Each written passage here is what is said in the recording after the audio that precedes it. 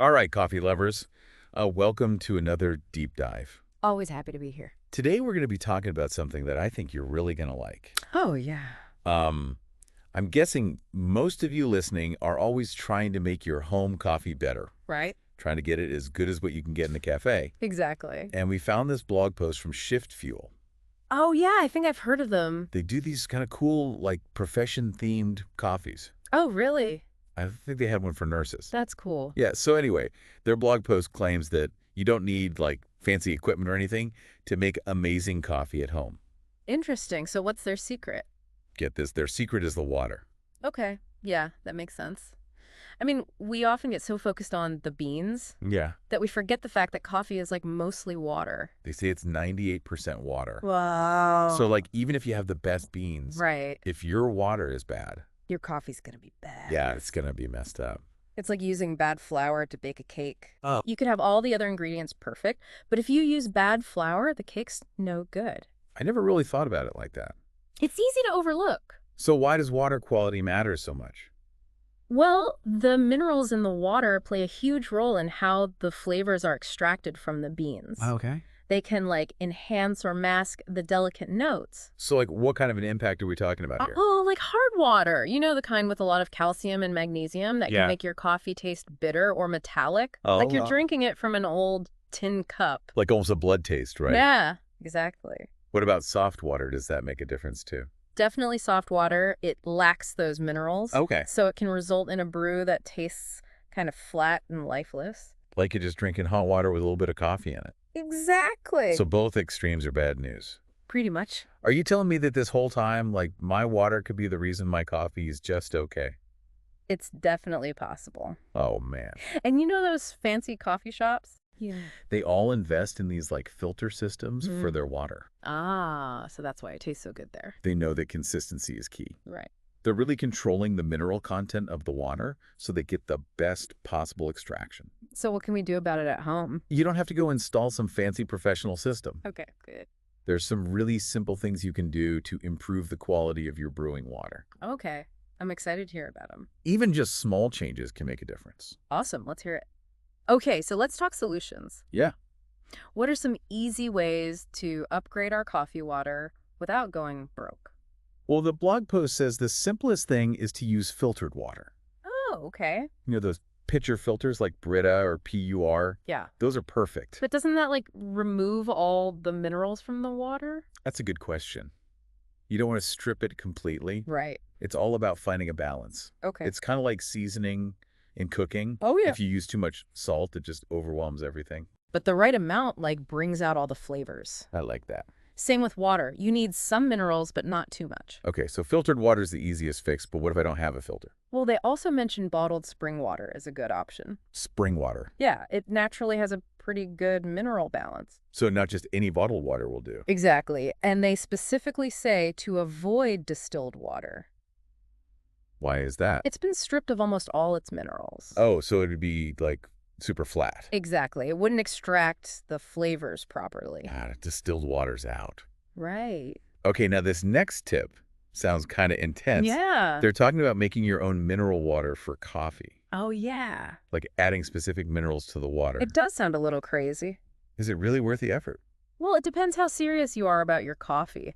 I mean, I'm pretty serious. There's this whole like subculture of coffee enthusiasts who do this. Wow. They experiment with different mineral combinations to get the perfect brew. I had no idea. Yeah, it's a whole thing. They mentioned something called third wave water. What is that? Oh yeah, Third Wave Water is a company that makes these pre-measured mineral packets. Mineral packet. Yeah, you just add them to distilled water, Oh, okay.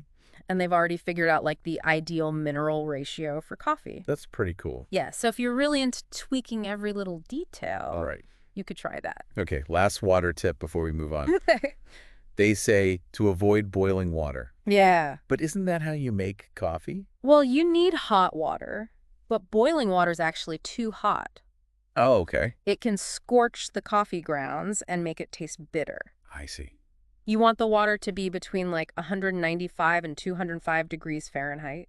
So like just below boiling. Right, exactly. Interesting. So it's all about finding that sweet spot Yeah. where you're getting all the good flavors without the bitterness. Exactly. Now, besides the water, The post mentions a few other things that could affect the taste of your coffee. Yeah, they have a little bonus section. We'll go through those quickly. Yeah, sure. Okay, first up, grind those beans fresh. Yeah, this is a classic tip. We hear this all the time, but why is it so important? Well, think about what's happening when you brew coffee.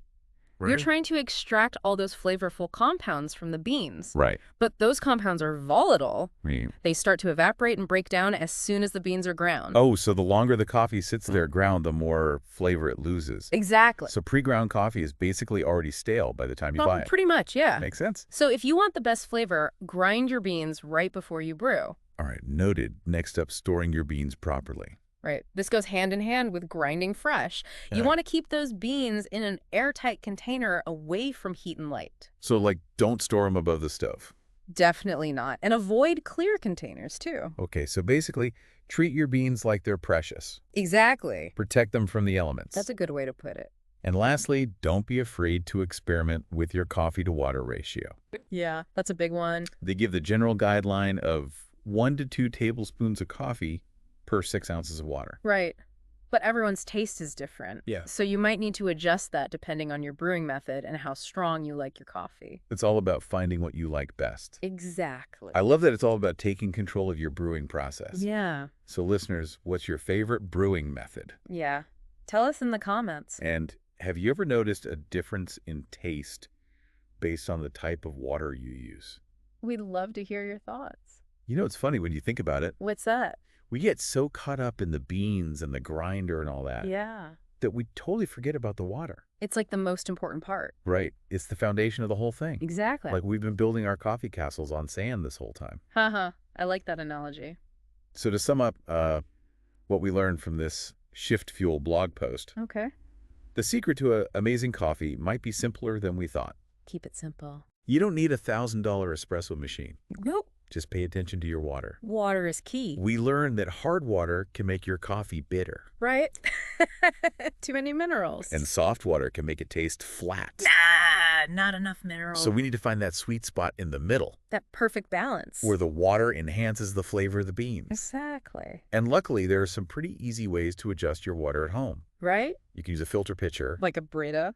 or get bottled spring water. Yes, sure, spring water. Right, not distilled. Exactly. And for the real coffee nerds out there, Yeah. you can try those mineral packets. Get really precise. Yeah, like a little chemistry experiment in your kitchen. Why not? And don't forget those other tips. Oh, yeah. Those are important, too. Grinding fresh. Absolutely. Storing your beans properly. Airtight container, away from light and heat. And experimenting with your coffee-to-water ratio. Until you find what you like best. Exactly. It's all about making your coffee your own. I love that. This has been such an interesting deep dive. Me too. I honestly never thought that much about water before, It's easy to overlook. but it makes such a huge difference. In coffee and beyond. That's actually a really good point. What? It's not just coffee, right? No. Water quality affects everything. Think about cooking. Oh, yeah. Or making tea. Even just drinking a plain glass of water. You can totally taste the difference between different types of water. Wow. You've really got me thinking now. That's correct. I'm going to be paying way more attention to my water from now on. Good. Thanks for all the great info. My pleasure. Well, that's all the time we have for today's deep dive. It was fun. I hope you learned something new. I know I did. Until next time, happy brewing, everyone. Cheers.